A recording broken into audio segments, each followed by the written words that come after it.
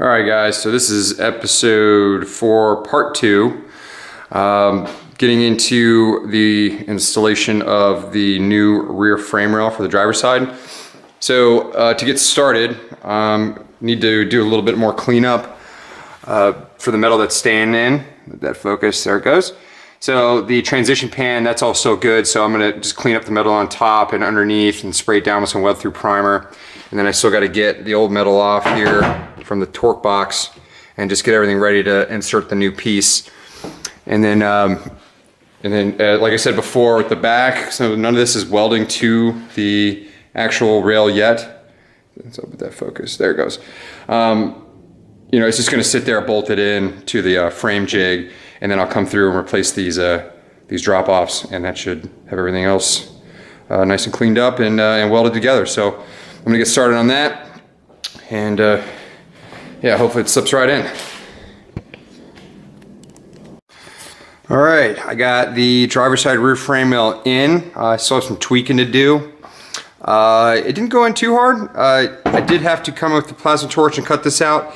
It's just a hair longer than the stock one was.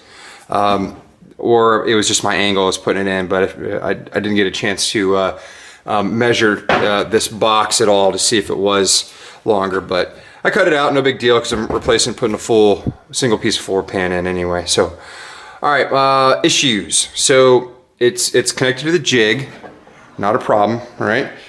I've got it bolted there, and then I got it bolted right there. So no big issue. This system I put in to cut it out and section it worked really well. As you can see, you know, it butted up. I did clean up the metal in there and I hit it with weld through primer. As you can see, it butts right up in place where the original one did, no problem, to the original metal. Some issues though. So as you can see here, it's pretty close to that one. Pretty decent gap to that one. So I'm gonna see if I can't pull it over with a clamp, see what happens there. And then I'm running into this problem here. So that needs to come up. Well, I mean, I gotta put quite a bit of pressure on it to get it to come up. So I mean, it's pretty solid where it wants to be. So I'm not sure what's going on there. I'm gonna finagle it a little bit, see if I'm hung up somewhere. It's causing that to happen. And maybe compare it a little bit to the other one. Maybe it just needs to be bent up into place and hit with the welder, but we'll see. So all in all, it fits pretty decently. It's a little bit of modification that needs to be done. Check out the back here.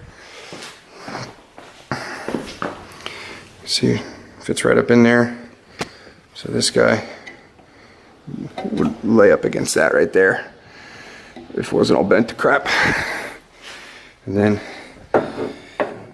see, the lines right up with those holes almost perfectly. So anyway, I'm gonna toy around with this some more. Another thing I'm considering here strongly is I think I'm gonna remove the transition pan altogether and clean it up and put it back on. The only reason I want to do that is because, you know, it does have some rust in between it and the shock mount brace that goes across from underneath. I'll show you that. It's this piece here, goes across. It's covered with all this gunk and whatnot, and then since I'm doing the Total Control Products 4-link rear suspension, I need to weld around this seam here, and I figured that, you know, I'll just take this off and clean it all up and then do the welding with my TIG welder. Not have to be upside down while doing it, and get that all said and done, and then I'll hit it with some primer to clean it up and put it back in place. So to do all that, I need to put some additional bracing in. So I'm gonna run a piece of brace from here to the other side. So I'll cut a section of the tunnel out here, and then so I'll just weld that in, and that'll keep the rockers where they need to be. And then I'll also put another one of these on the other side, and then I'll probably connect the two. So it kind of keeps this back section where it needs to be when these are out. And considering the fact that the rear frame rail isn't really attached, it's just in there right now, it's not providing a whole lot of support. So that's where I'm at. I'm gonna go ahead and see if I can't figure out how to get the frame rail lined up better And then I might tack it into place just to add additional support, but we'll see. All right, so in figuring out what's going on with the driver's side rear frame rail, I went back to basics here. I made sure that I'm getting 43 between these 2 points. There's the locating holes in the rail there. And then 37 and 5/8 between here as well. And I also measured 66 and 3/16 and I got all that. So the rail is exactly where it needs to be per the Ford service manual. With that, I am having this gap issue, okay? So we're talking with some guys online. What I think I'm gonna do is I'm gonna take the rail back out. I'm going to flatten the lip out and move it over roughly 3/16 of an inch. So it's touching the inner rocker. And then I should be good. And then when doing that, so that'll move it over this towards the camera, and then it'll pick it up as well. So there won't be as much showing down here. And then I can do a little bit of adjusting here and there with the jack, get it right where it needs to be, and then go ahead and tack weld it in place. So that should work. So I'm going to go ahead and get started on that now. All right, rail's out. I'm getting ready to flatten this piece out and then mark it and rebend it. So this is the tab that's causing me some issues here. So what I did is I'm sitting here pondering how am I going to do this accurately. And for me, I measured off the face here to the inner rocker. So with this bend that they have in here, I went ahead and marked the line where the radius, I'm trying to focus here, where the radius ends, and then that's the beginning of the flat face. So if I flatten this out and then measure the distance I need to make up and then rebend it, and then we're at the new line, and then the new line's gonna be the new flat face, then I should have created the distance that I needed. We'll see what happens with that. So I'm gonna go ahead and just do it on the first one here. I gotta do it on this too, but I'm going to test this procedure out here, and if it works, then I'll just repeat on this guy. So we'll go ahead and beat this flat, and then I'll rebend it. I made a tool for that. So it's just some pieces of angle iron, 1/8 inch thick. Ran 3 bolts through it, and the idea is that it'll clamp down on here like this, and then I'll use this to give me the leverage that I need and something to beat on other than the part, and that'll help me get that back around where it needs to be. So here goes nothing. Okay, so just barely made it in the garage with my my vise. I don't think I would have been able to do this without it. All I did was put my tool on there that I made, and then I grabbed it, pair of channel locks, and just brought it around. You can tell it bent it here as well. But since I'm gonna rebend it here, a little bit deeper in or shallower here, when I bring it back, I'm gonna count on it bringing this back as well, and then whatever is left to be reshaped, I should be able to just beat it and move it around until I get what I need to do. So I'm gonna go ahead and remark this and then bend it back, and we'll throw it in the car and see what happens. Real quick, I wanted to show this. So these two measurements are not the same. So this is 0.15 inches, and this was 0.2 inches. So I just wanted to show you guys that it's not symmetrical. So another thing is when I put the clamp on, I got to predict where the bend is going to be. That way this ends up right where the bend ends is the new face when this goes 90 degrees that way. That's where that line's supposed to be. So when I clamp it, I'm not going to clamp it on the line, I'm going to clamp it a little bit further in, I believe. I'm going to put the clamp on and see what happens. All right, well, that last idea didn't work. However, we adapted and overcame, so got the back of it all blocked up there. So what I did is got some 2-inch square stock, and then this was kind of rolling up, right? And then it would come over like that, but I needed it to be flat so then I can make my new bend here and here. So I just took my BFH and just hit it flat, and now it's good. So now what I think I'm gonna do is on the back side of this, on the inside of the radius for the 90-degree bend, I'm gonna put a slight cut all the way down to make it easier, and then I'll come in and TIG weld it. So it'll be a nice small bead, and I'll do the TIG all the way down, and then it should be good to go. But I'll do that after I test fit it in the car, because TIG welding can take a while. So, as you can see, this was my old line for the flat side of things, and this is where the new one's gonna be. So I'm gonna do the cut just on the other side of the metal, just through here. On the, I guess in the side of this line, closer to this line. So all the way up to here, I'll just use my cut-off tool, maybe on the Dremel, a nice fine cut, and that'll just help weaken it and give a little bit of space for the metal to start bending around, and then I'll bring it around. And just cross my fingers that the tab doesn't snap off. So I don't think it will. Okay, I'm gonna go ahead and do that and see what happens. Okay, well, I am not happy with how it turned out. So it's a little mangled. I could beat on it some more, but I think what I'm gonna do, and I just measured, I'll have plenty of clearance to do it for the side exhaust. Two things. The metal isn't, when it comes from Dynacorn, is pretty good. It's not perfect. I can imagine that some people have bigger problems than I do, and some people have less. Like maybe it just goes right in for some people. But on my car, there's a slight gap. So, and what's important to me is that the measurements are correct. So where this hole is here is 37 5/8 from the other hole on the other side of the car. And then also the depth in the car, and then the 43 inches between the locating holes in the back. So for this, I think what I'm gonna do is I'm gonna flatten this back out, and then I'm going to cut it.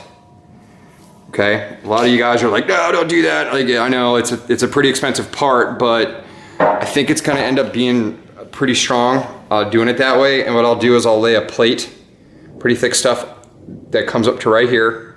And then what I'll do is I'll plug weld it, and then I'll run a bead around the perimeter of it. And that'll allow me to butt that up, because I'll put a 90 in it and butt it up right against the inner rocker. And then that should be plenty strong and really rigid. I can't imagine I would have an issue, because I mean, I probably don't even have to weld all around it, because I mean, it's not gonna be any different than this.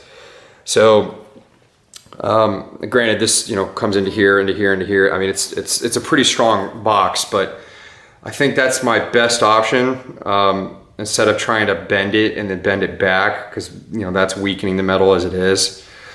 So it was fun trying to do that. I appreciate everybody online suggesting it. It's just, it's not as easy to do on here, especially while it's attached to the rail, trying to get enough support to accurately bend something around. So what I'm gonna do is like I said, I'm gonna cut it.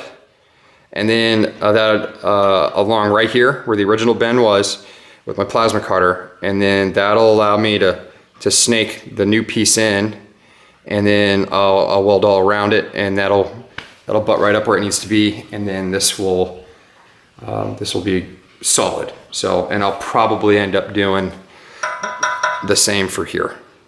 So it'll just get welded here and then come around and bend in.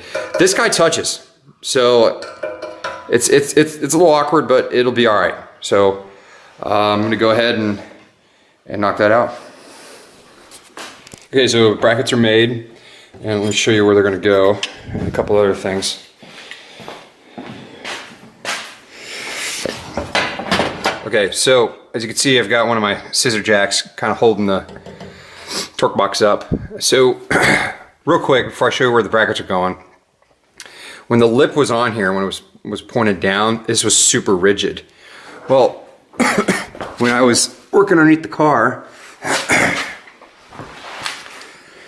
it's kind of hard to tell right now, but this part was sitting low compared to the other side. And I took some measurements using the laser level, and then measured one side of the car against the other, and this was definitely lower. Since I took that lip off, it's not as rigid as it was. And by lip, make sure you guys are following. Got the other frame right here. I'm talking about this lip here. So what I was able to do when I took that off, I was actually able, because I had some people comment saying, hey, you know, your box is sitting low when it's attached to the car. Now I'm able to pick this up and get it where it needs to be. So cutting that lip off really helped out with that. So now the torque box is this portion of it. This side is good. It was this portion that was sitting low. It looked kind of funky, and I knew I was going to run into issues with the floor pan sitting on it where it's supposed to. All right, so anyway, these are the brackets. It's going to go in here just like this. Okay, so you can see I still have a gap there, but now I'm able to push this in, close it up. And then I can actually weld it where it needs to be so everything's touching. So it'll be a lot stronger than what it would have been. Yeah, what I'll do is I'll plug weld around it, or through it here, and then I'm going to TIG all the way around. And then I'll do the same thing after I weld to the car. I'll TIG underneath in the corner joint here, and then I'll just make this super strong and rigid. And then, as you can see, I've already blasted this side out, plasma cutter, and this will go in here, but butt up against that. The piece is still in there. I got to remove the frame rail again in order to clean everything up and get it ready for welding. So, yep, that's where we're at here. Go ahead and get that done. All right, and the frame rail's in for good. So the brackets that I made right here, I got them plug welded, and then I used my TIG welder, went around here, and then I smoothed everything down. You can tell there's not much of a difference. So, I mean, it just sits a little bit higher, but I'm gonna be running the exhaust through here. So I did some measuring. This isn't gonna interfere with it, and neither will this. So really strong. I think it's stronger than it was before. And the good news is when I pick this up, I can get this where it needs to be. There's a line right here, and that's where it needs to sit. So I'm not gonna have a bunch of pressure on it right now, and obviously it's not gonna be attached to the car because this whole structure piece is coming out, so there's no reason for me to attach it. I did make sure I followed the Ford service manual measurements, and I set the back of the car to the correct dimension between the two frame rails, the driver's side and the passenger side. In the back here, there's the locating holes, which are right there, and that's 43 inches. So I already tram gauged that and set it. So it's in. One minor issue that I think I'm gonna go ahead and remove the shock brace that goes across. And oh, I'm sorry, this is it right here. And it attaches here, and then it points up in here. I showed you guys it before, but I'm having an issue with it touching. So I'm gonna end up removing the transition pan and this piece because they're still good, but it'd be a lot easier to clean them up with them off the car. So I'm gonna go ahead and do that, and then I'll fit it, and I'll just readjust those tabs in there so everything fits nice and tight. So, yep, that's the only issue I ended up having at the end. Everything's good per the Ford service manual. It's a nice rail, slight modification that I had to do to get it to fit right. Your mileage may vary depending on you know, what you get from Dynacorn and where they bend the pieces. I think the other side is going to be even worse as far as the gap's going to be concerned in this part here. So I'll just replicate what I did over here. There should go a lot faster since I know what to do. So that's it for this episode. I'm going to do the other side. It's just going to be the same thing, and then I think what's going to follow up is going to be that transition pan and the shock tower brace that goes between the two. Not shock tower, but it's just a shock brace. And then I'll follow up with getting the subframe connectors installed and then the holes drilled for the exhaust. So that's going to be a bit before I can get to that. So I'll keep you guys posted when to expect another video. All right, see you next time.